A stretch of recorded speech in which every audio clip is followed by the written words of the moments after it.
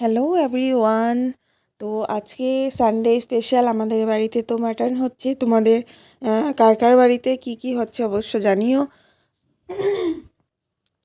তো মটনটা দেখো রেডি করে নিচ্ছি আমি বানানোর জন্য। সব কিছু দিয়ে মিক্স করে মেখে তারপরে রান্না করব। তোমরা কে কে এইভাবে বানাও অবশ্য কমেন্ট করো। আমার না এইভাবে রান্না করে খেতে খুব ভালো লাগে। সব কিছু মেখে টেখে একসাথে বসিয়ে দেবো কড়াইতে।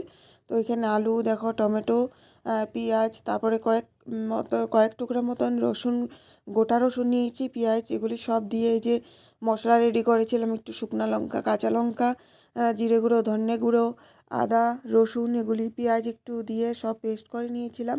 তারপরে এটাতে হলদি, লবণ আর একটু মিঠা তেল দিয়ে সুন্দরভাবে দেখো মেখে নিচ্ছি এটাকে।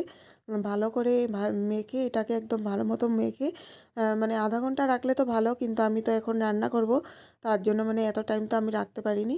5 মিনিট মতো রেখেছিলাম, তারপর আমি রান্না বসিয়ে দিয়েছিলাম। তো দেখো সুন্দরভাবে এইভাবে মানে ম্যারিনেট করে রান্না করলে না টেস্টই আলাদা হয়ে যায়।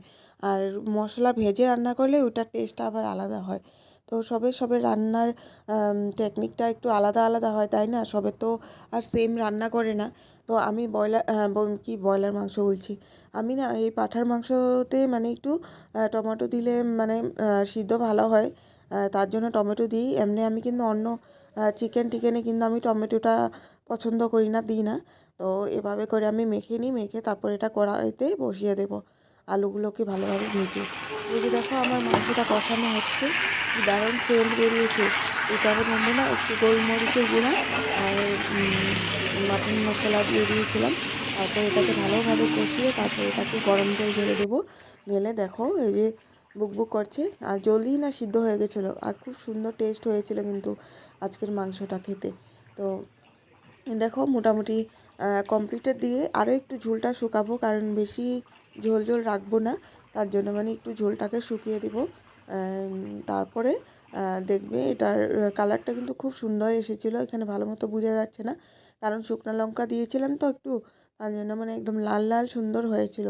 আর খেতেও কিন্তু খুব দারুণ হয়েছিল।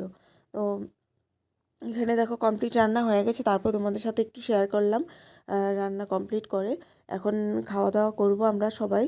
হাজব্যান্ড তো আজকে খাবে না বাড়িতে, আজকে ওর পিকনিক আছে একটু বাইরে, তো ও বাইরেই খাবে, রাত্রে খাবে যেহেতু। আমি আর ছেলে খাবো এখন।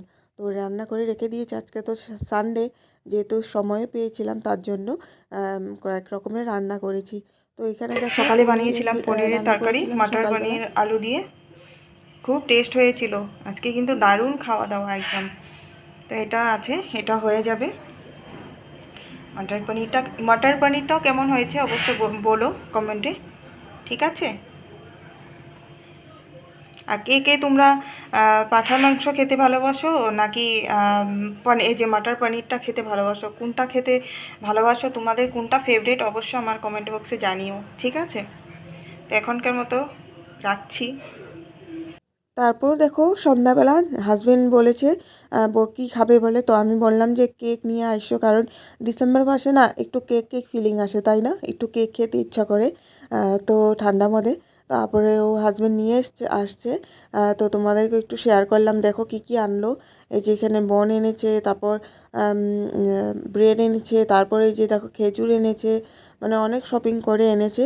তারপর আমার তো জানো এই যে আমলার প্যাকেট। তো হাজব্যান্ড বলছে এভাবে কেন দেখাচ্ছ, একটু ভালোভাবেই দেখাও। তো খুলে খুলে দেখো সব কিছু দিচ্ছে, বলছে যে এইভাবে দেখাও।